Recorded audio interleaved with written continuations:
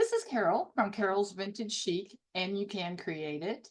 If you need to curve 2 lines or more of text, I'm going to show you a way to save a few steps when you're using Cricut Design Space. Most instructions for using curved text in Design Space state you can only curve 1 line at a time. Well, this is pretty much true, but I'm going to show you a way to kind of get around that. Hey, but before we get started, please go below and select the subscribe button. I really do appreciate it. Thanks, and let's get started. I'd like to make a card for someone who's a really good basketball player. I want to put a message surrounding a basketball, and I'll need at least 2 lines of text to do this. So I'm going to show you how to make this card with a few less steps. So first of all, I'm going to select my text. Now you notice a couple of things have changed on your screen. Mainly you have this nice text toolbar that gives you all the functions and things you can perform while you are using your text function or you've selected a font. And the curved function right now is highlighted, so we could curve this if we wanted to, but I want to write 2 lines of verse, so I want to show you what you can do to get both of those curved. Also, I'm going to go ahead and use the Cricut Sans. That's the Cricut default font. I've yet to figure out a way to change that. I don't think there is a way, but it's okay. For what I want to do, we're going to go ahead and use it. And another thing you might notice is the background of this text box is blue. What that means is I can start typing right now. I don't have to click or move or do anything. I can just start typing. So I'm going to go ahead and write my handy dandy little phrase for this card.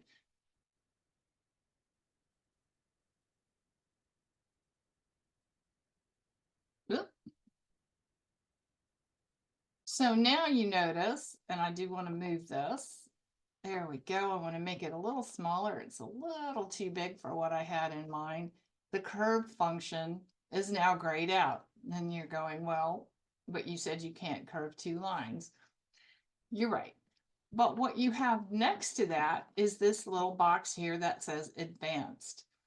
When you click on this box, this icon, you have a couple of choices available to you. One is ungroup to letters, the other is ungroup to lines, and the other is ungroup to layers. Well, the layers is grayed out because this particular font is not a layered font. I'll show you in a little bit what it does. It's not an action I use a lot. And if you ungroup to letters, what that means is it's going to take, you can move every single letter you want all over the place. Or you can ungroup to lines, which is what I want to do. Sort of going back to the ungroup to letters, if you ungroup to letters and you start moving them around, that does change your font status, and this toolbar is generally not available. But let's ungroup to lines. Now what you see is I have both of these lines of text can come apart. Now, yeah, I guess technically I'm doing them 1 line at a time, but I can type all of my lines all at once in my text box and then work them. So let's go ahead and curve this because it is a live action. So when I click on that, I'm going to take this little circle in the center and move it to the right. And you can see that my text is curving and I have this circle. Now this is kind of a new thing in that, and I'm not 100% sure I like it, but hey, it is what it is. I think I like that pretty well. I'm gonna stick with the 72, and you might want to remember that. Now when I do Robert Smith, I did not want to do that. Okay. I want to curve upwards, make it smile. So I'm going to take this little circle and I'm going to go to the left here. And I didn't want to go quite that much. Okay, the 72 was about what I had. So I want to move this down because I'm not that crazy about where I've got it. But I think when I have these circles like that, I kind of like the look of this. So hopefully, you know what? And I think when I said do the congratulations, I think I told you to move it to the left, the little circle, you move it to the right. Anyway, let's get back to this. Now, I had previously selected a basketball from the images, and I just went ahead and hit the eyeball and hit it. But here it is, so I'm going to bring it out.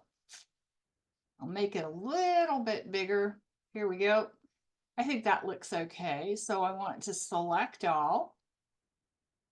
And then I'm going to use my align to make sure it's nice and straight. Now I've got all these options, but I found with this particular type of state of object or picture or whatever, I want to distribute horizontally, and align again, I want to distribute vertically. So there, I've got this all pretty well nice and aligned up the way I like it. I think it looks good.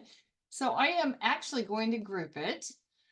I'm going to use that because the reason is that if I want to make this bigger, smaller, my proportions or my sizes are pretty much going to stay the same. So I think I like that. And that is one way you can curve several lines. And you can do more than two. You can do 3, 4, 5. You just have to ungroup to lines. So I'm going to show you on the text. I'm going to go ahead and use my filters. And I've already have multi-layering selected as one of the filters. And I didn't mean to do that. So let's try that one more time. I'm going to try this A Frightful Affair. And I'm going to select that one. And I'm just going to use the word text. I don't think I need to go any further. But when I click on it, you can see the curve function works for layered texts.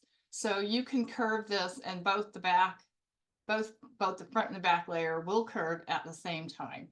So, but if you want to do something a little different, you go to advanced, and now you can ungroup to layers, and you can, which will then take them apart. And sometimes maybe you want to do kind of more of a shadow or anything. So initially I thought, oh, this is something really special, until I figured you can also use the ungroup function to take your layer text apart. So I think that's pretty much it for using the advanced icon. It's been there for a while, and it isn't until just recently that Cricut started to go ahead and use it. But when I kind of stumbled over it, I really like it for doing multiple lines of text. Then I don't have to individually select my text, type a line, select the text box, type a line. So hopefully that will help you save a few minutes of time. And if you have more questions, please send me a note. And thank you so much for listening.